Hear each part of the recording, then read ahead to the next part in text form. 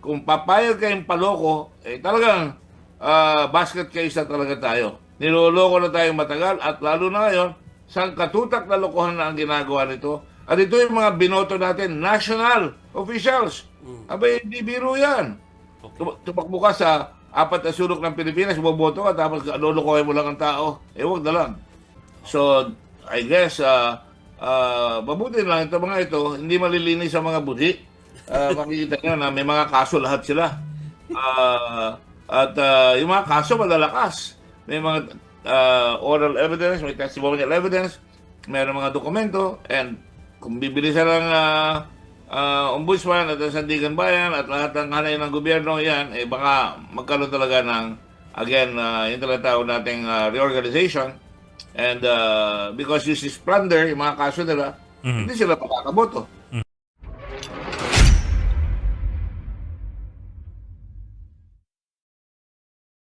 Nakakatawa ba talaga ang nangyayari ngayon sa Senado sa nakikita ninyo, Senator Dick?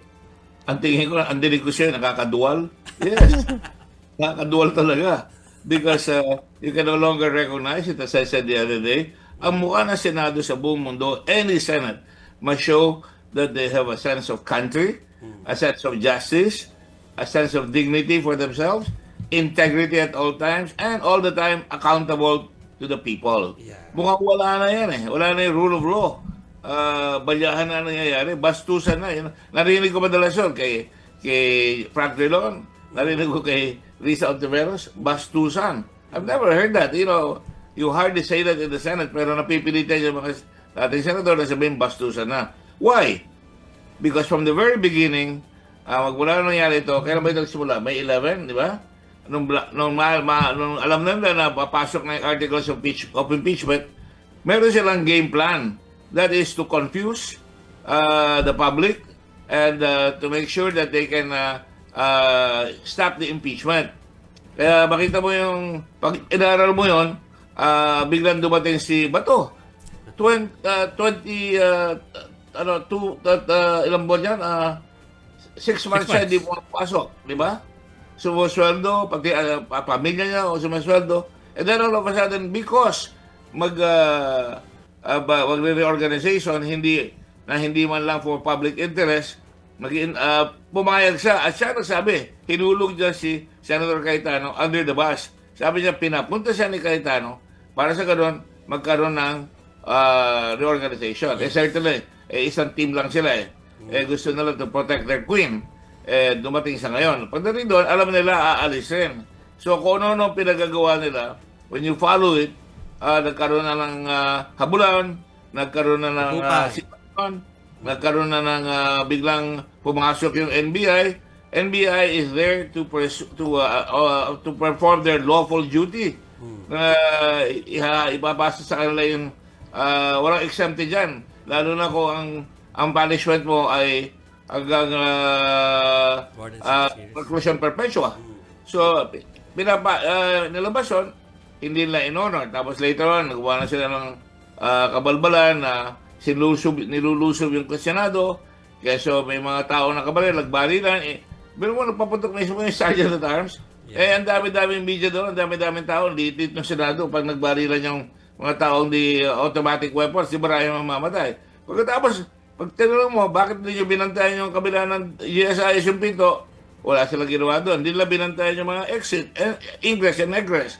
Hanggang makatakas na itong si escorted by no less than Senator Padilla at nakatakas sila hindi sila nag-report sa buong Maynila, sa buong lahat, sa buong kapulisan na nakatakas at abangan ninyo, kaalisan dito, ang dami-dami nating CCTV na makikita sila. So sa mga tweet, talagang pinlano nila, pati yung hindi pagre-report, pati yung paggugulo ng yung misinformation, at ang nangyari, talagang nasira ang situation sa Senado. Hanggang araw-araw, pati yung away ni Padilla at saka ni Pangilinan. At ibang nangyayari sa Senado na hindi karapat-dapat, sisigawan, at talagang nakakalungkot. Sir, if I may, sir, allow me to ask you to do a little Mathematics. Senate math. Kasi ngayon, ang mathematics po sa Senado ngayon, 12 versus 11. Of course, not counting Bato kasi siya'y absent o siya'y missing in action na naman. So, 12 versus 11 ngayon ang pagbabalanse nila. Itong si Jinggoy nakasuhan na po ng ombudsman doon sa Sandigan Bayan at maaari po maglabas ng arrest warrant anytime soon. So we don't know, baka by Monday, maybe not, baka siya'y maaresto. In which case you will have 11 versus 11 present at the Senate. How do you think that will work or not work pagdating dun sa brasuhan, kung sinong mamumuno at kung sinong majority-minority at kung sinong masusunod dun sa botohan, online, offline at sa impeachment? Ang tingin ko, there's an impasse because walang may majority, no? Ang nakaluklok lang ay majority yung si Cayetano, no? Dahil siya ang Senate President. Pero habang wala yung majority sa baba, kahit sino, on whatever side, hindi makakagalaw ang Senado.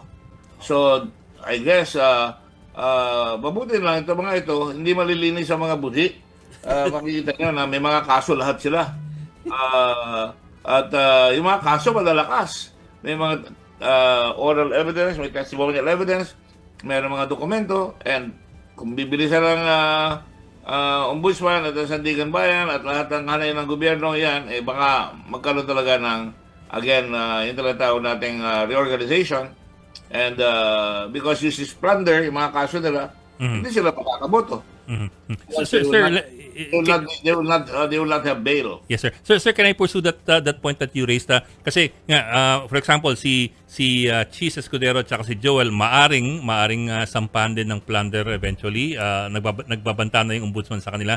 Si Marcoleta nagsampa na ng plunder.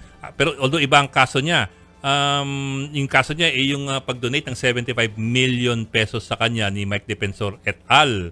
So hindi siya flood control, ibang kaso. Pero you're looking at possibly 3 other senators maliban kay Jinggoy na naharap sa plunder.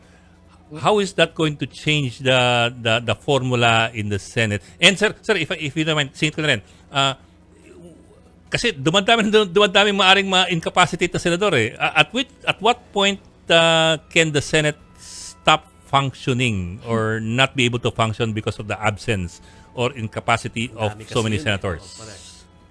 I don't think they will ever stop functioning because kung si Marcoleta, pinakamadali si Marcoleta sapagkat yung kanya may admission siya eh. Admission.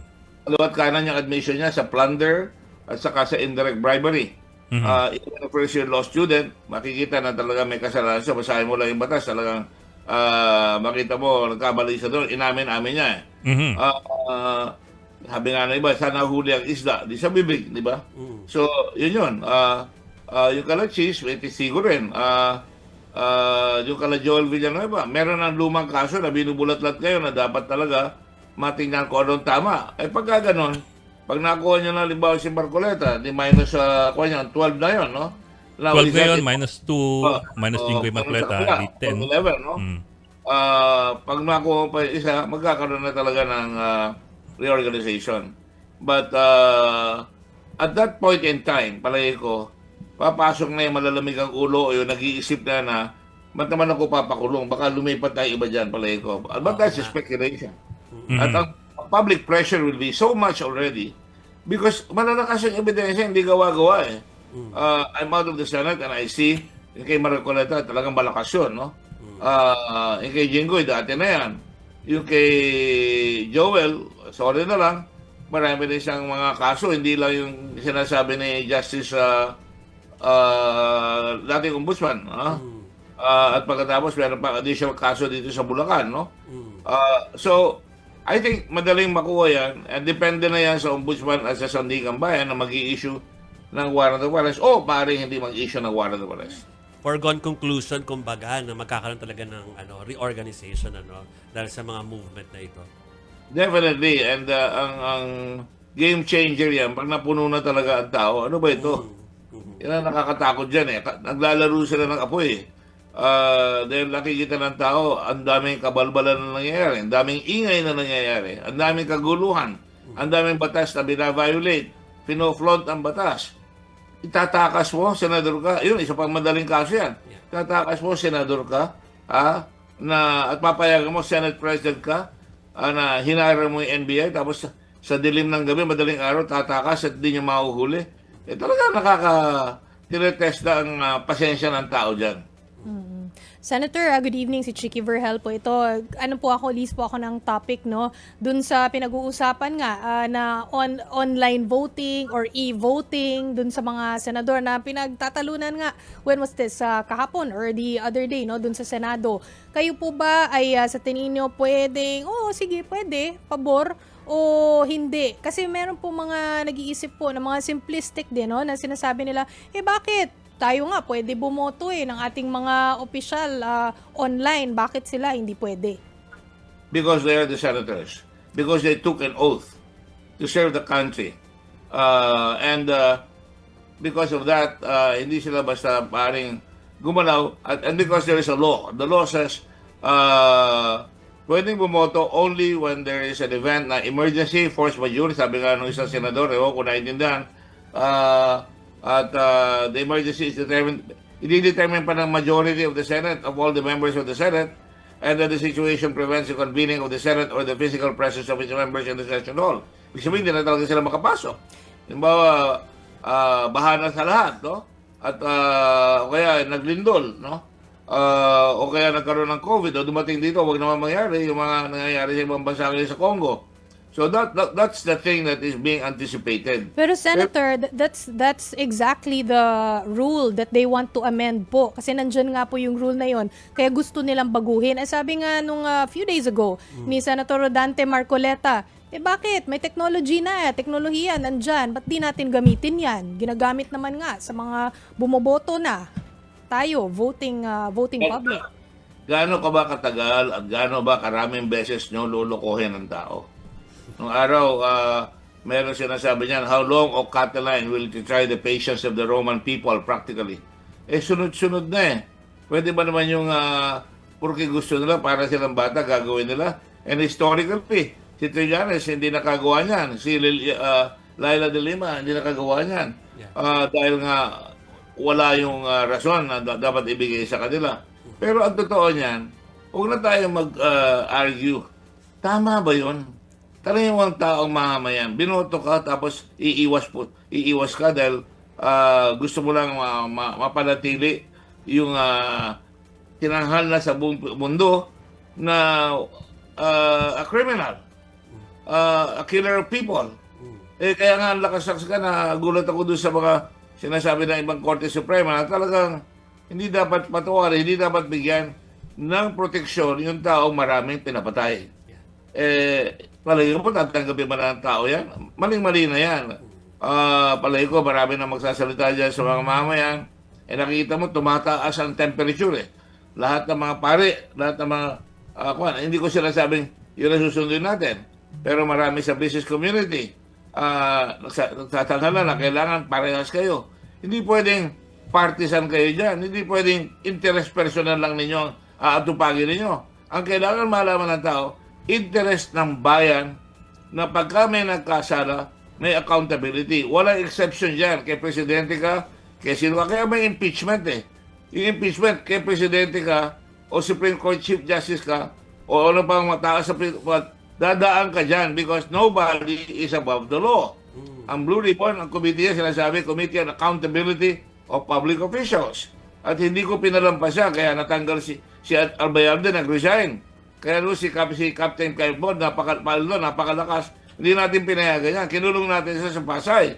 So, ibig sabihin, kailangan lang ilalagay yung mga tao, yung naniniwala sa batas, susumpaan nila yan, at papairalin yung batas. Hindi yung dinidribble tayo ng palusot. Yung ba tatamis sa salita, nakakala mo may mga argument. Pero ang totoo niya, nasa sa tao ang desisyon.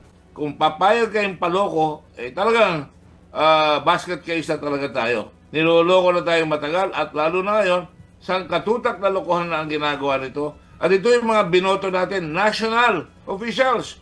Abay, hindi biro yan. Tumakbo ka sa 4 na sulok ng Pilipinas, bumoto ka, tapos lolokohin mo lang ang tao. Huwag na lang.